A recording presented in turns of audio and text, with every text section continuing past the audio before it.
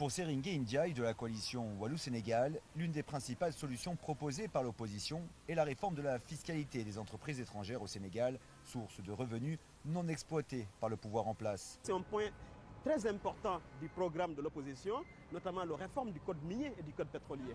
La réforme du code minier permettra de supprimer les exonérations qui sont faites aux multinationales, car ces derniers, à la base, l'État du Sénégal s'était entendu pour eux, pour exonérer et qu'eux, en contrepartie, ils réinvestissent l'argent au Sénégal pour créer des emplois. Mais ils ne le font pas. Donc maintenant, l'opposition propose de supprimer ces exonérations et d'aider, de prendre cet argent même, qu'ils payent des impôts et que le gouvernement l'utilise pour, comme je l'ai dit, investir dans le secteur clé de l'économie et créer des emplois de qualité pour la jeunesse sénégalaise. C'est ça l'idée.